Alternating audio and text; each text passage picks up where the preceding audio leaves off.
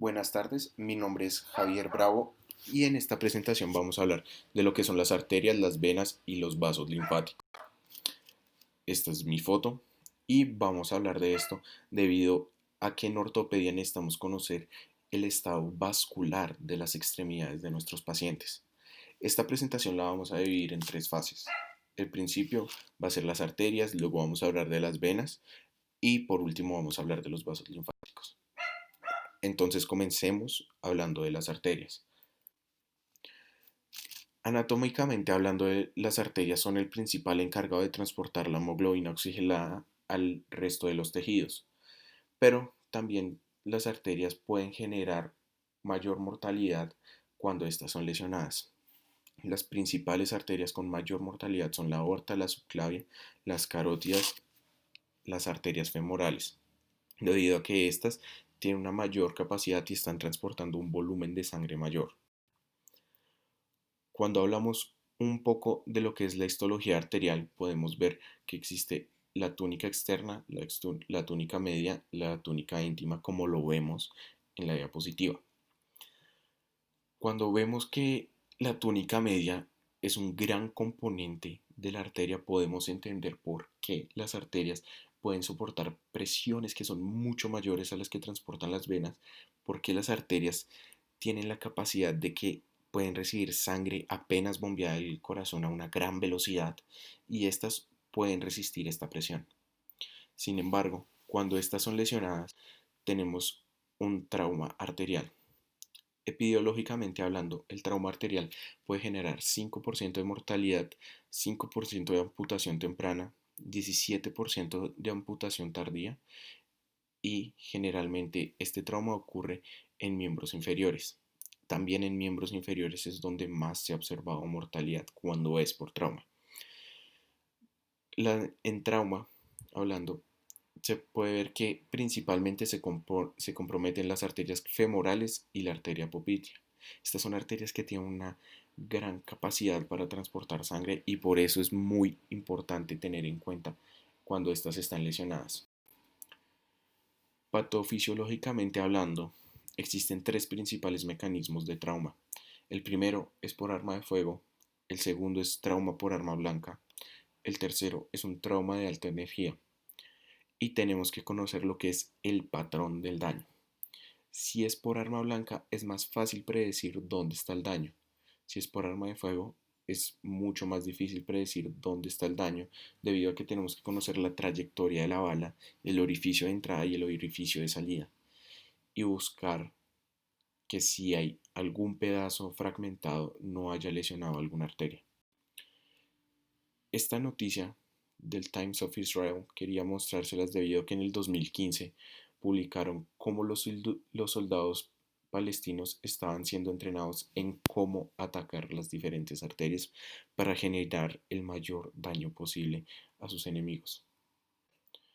Clínicamente hablando, cuando llega un paciente que ya sea herido por arma de fuego, que sea apuñalado, entonces vamos a ver que el paciente va a necesitar una resucitación primaria, que va a ser primero evaluar la vía aérea, ver si el paciente está respirando, ver el estado que es circulatorio del paciente, ver el déficit neurológico y la exposición del paciente.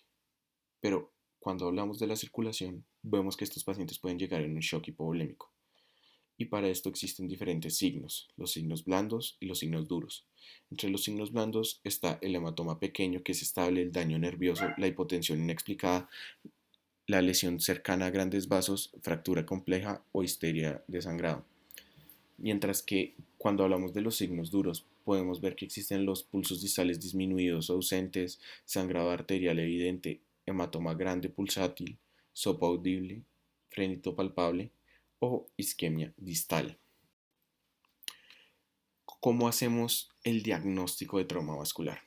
Si hay un signo duro, que sea un sangrado arterial evidente, vamos a tener que buscar interconsulta con cirugía vascular lo más rápido posible.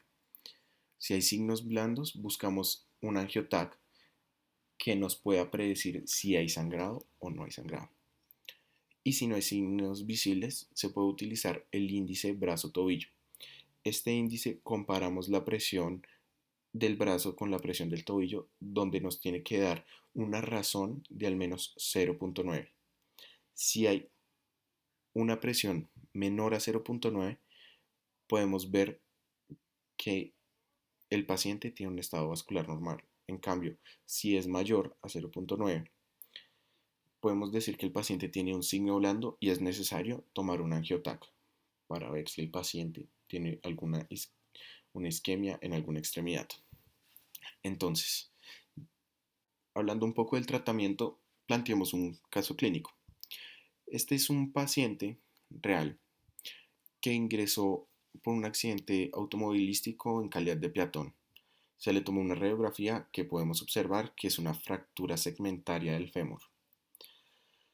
Este caso no ocurrió aquí en la Fundación Santa Fe, sino que ocurrió en otra parte del mundo. Aquí les voy a dejar el link para que puedan verlo. A él le hicieron un angiotac donde podemos ver en la reconstrucción 3D que existe una isquemia de la arteria femoral superficial. Entonces, ¿cómo vamos a recuperar este segmento? Lo primero es que tenemos que exponer el paquete vascular y nervioso del paciente. Podemos ver que aquí se puede observar lo que es la arteria que está comprometida, podemos observar la vena y el cordón que se ve más o menos amarillo es el nervio. ¿Qué vamos a hacer con este paciente? Ya expusimos todos los tejidos. Vamos a pasar un catéter para buscar remover los coágulos que sean distales para el paciente. Con esto buscamos tener circulación que sea distal a la herida. Además de esto, vamos a tomar un injerto venoso y el plexo venoso de donde tomamos el injerto va a ser anastomizado al tronco venoso que esté más cercano. Luego de esto vamos a generar una anastomosis distal al sitio de donde la arteria estaba lesionada. Posteriormente vamos a introducir el catéter para retirar los coágulos que estén proximal a la lesión. Para realizar la anastomosis proximal vamos a utilizar una sutura 6 ceros generada por un material que es especialmente para vasos arteriales y venosos, que es el poliéster trafluoroetileno expandido o abreviado PTFE. Y finalmente vamos a tener una arteria que está reconstruida con buen pulso. Tenemos que verificar que tenga buen pulso y así podemos salvar la extremidad del paciente. Ahora continuemos con el segmento de las venas. Anatómicamente hablando, las venas son las encargadas de transportar la sangre que ya está con dióxido de carbono. Y las venas con mayor mortalidad y las más importantes es donde hay mayor confluencia de sangre. Estas son la vena cava inferior, las venas yugulares y las venas mesentéricas. Histológicamente hablando, las venas tienen una membrana delgada externa, una membrana delgada de músculo liso, el endotelio y el volumen central amplio. ¿Ya empiezan a ver la diferencia de una arteria y una vena? Bueno, veámosla en la siguiente diapositiva. Aquí podemos ver exactamente por qué es que una vena tiene mayor capacidad de transportar sangre más que una arteria, mayor capacidad de retener.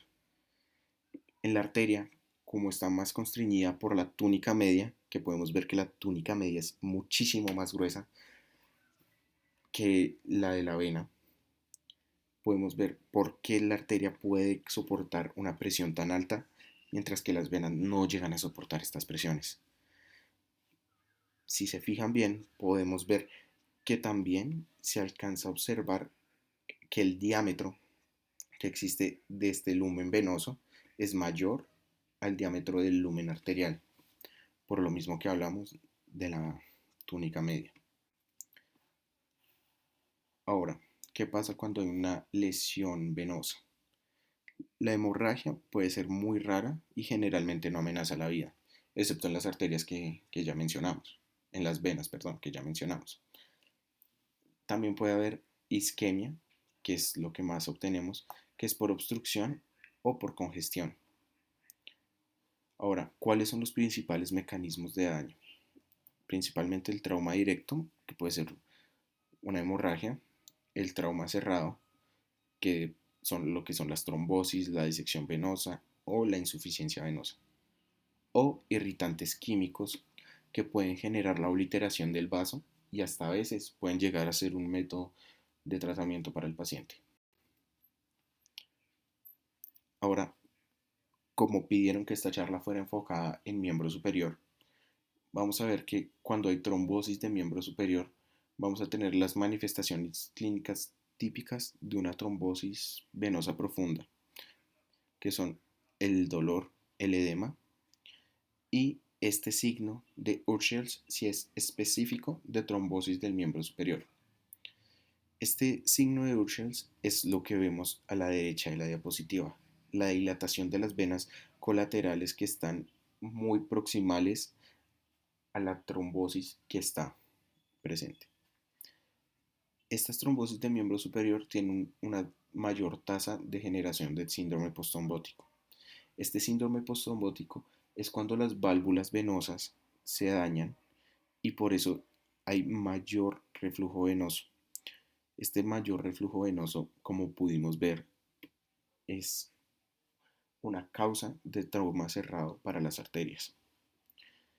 Y en la trombosis de miembro superior, principalmente se compromete la vena subclavia, la vena axilar o la vena braquial. ¿Cómo hacemos el diagnóstico de trombosis de miembro superior? Principalmente con la sospecha clínica. Y también podemos tener ayuda de una ecografía dúplex modo B para poder buscar. En la imagen de la derecha podemos ver que en el eje largo de la vena subclavia no existe flujo, como lo podemos ver también en el segmento corto, en el eje corto de la vena subclavia. También se puede tener ayuda de un TAC y una resonancia magnética cuando la ecografía no llega a ser concluyente. ¿Cómo tratamos esta trombosis de miembro superior? Principalmente con anticoagulación. Puede ser con enoxaparina, con fondaparinox más warfarina, aunque sea por 3 a 6 meses. Y esto tiene que ir acompañado de antiagregación, que es principalmente con aspirina. Y también la guía recomienda generar trombolisis con alteplasa, que es el principal agente, es el agente de primera línea, pero también se puede usar TPA o streptokinasa. Lo ideal es que haya trombólisis en las primeras 3 horas de la trombosis del miembro superior y a esto se tiene que agregar la anticoagulación y la antiagregación. Tenemos que ver los nuevos métodos de cómo tratar un síndrome postrombótico. Pudimos ver que la trombosis del miembro superior es la que más tasa tiene de generar un síndrome postrombótico. ¿Por qué? Porque dañan las válvulas de las venas ahí y generan más reflujo venoso. Este estudio lo estamos realizando con el doctor Jorge Ulloa hace más de un año y son los primeros ensayos clínicos en hombres de cómo una válvula protésica puede generar mayores tasas de recuperación del síndrome postrombótico. Actualmente se han operado 15 pacientes y los resultados fueron premiados por el American Venous Forum el pasado marzo de este año. En esta diapositiva podemos ver el primer paciente que fue llevado a cirugía para un síndrome postrombótico. Claro que este paciente se realizó la cirugía en la vena femoral, sin embargo, pues también se puede ver cómo sería el mismo procedimiento en lo que sería una vena del miembro superior. Aquí, como podemos observar, están insertando la válvula que se observa en todo el centro en la vena de este miembro que está comprometido. Ahora pasemos a hablar de lo que son los vasos linfáticos.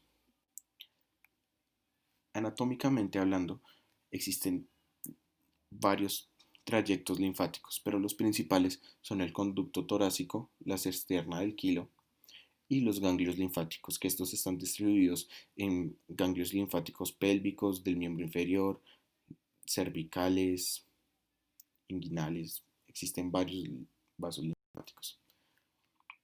Histológicamente hablando, los vasos linfáticos están compuestos por corteza externa, corteza interna, cápsula, nódulo linfático, que en el nódulo linfático vamos a encontrar lo que son los centros germinales de los linfocitos y la médula.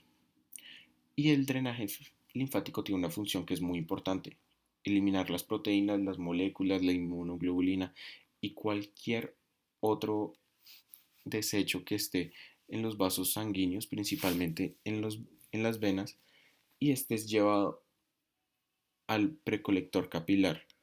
Y esto es donde hay células endoteliales con filamentos de anclaje y válvulas para cuando las hendiduras estén abiertas y estiradas entre las células, se entre el fluido intersticial que está rico en proteínas y es empujado por la presión intersticial para poder eliminar estas sustancias del cuerpo.